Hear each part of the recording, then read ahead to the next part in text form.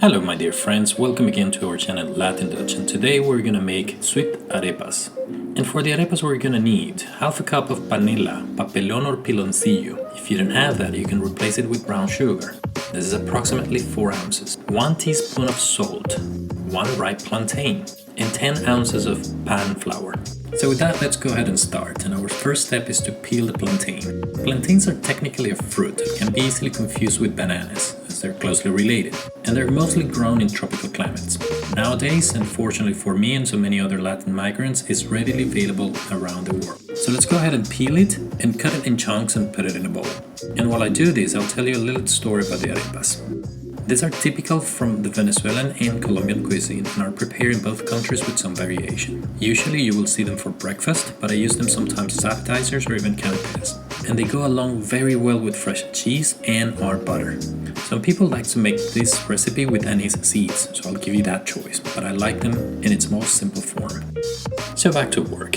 Now with a fork you will have to mash the plantains, which should be quite easy as they're ripe. The flavor profile of a ripe plantain is on the sweeter and aromatic side. And after you get a thick mash like the one you see right now, then you can add your panela, also known as piloncillo in some other places, or you can replace it with brown sugar and the salt. If by any chance your panela is not powder like the one that I have here, and instead is a solid block, you can use a grater to grate it and then dissolve it in warm water to produce a syrup, which is very much like molasses. By the way, quick tip, you could use molasses as well in here. And after mixing all of this, you should have a consistency similar to the one that I have here right now. Our next step will be to add the P.A.N Flour. And this is a pre-cooked corn meal, which is the same one that we use for traditional arepas, hallacas, empanadas, bollitos, among many other staple dishes of Venezuelan food. Continue to mix with a fork, and as you start to incorporate the flour, you'll notice it will absorb all the moist in the mix. And you'll need to help it with some water. So it's good to have about 2 cups of water next to you to aid the process. If you see the mix getting too dry, add water, and if you see it too soft, add a little bit more flour, no problem. The final result that you're seeking is a consistent dough that you can lift it and won't stick to the bowl or to your fingers, just like what you see right now here in my bowl. And once you reach this stage, the next step will be to split the dough in roughly equal portions, and this recipe should be good enough for about 4 medium-sized arepas. Now go ahead and wet your hands. You can use some water or vegetable oil to avoid sticky situations, and let the fun begin. Start by shaping each portion in balls and then flattening them between your palms until you get some sort of a disc. And an important tip here, try to soften the borders of the arepa. Try to eliminate the cracks and make it as uniform as possible. It doesn't have to be perfect though, as plantain will give it texture anyways.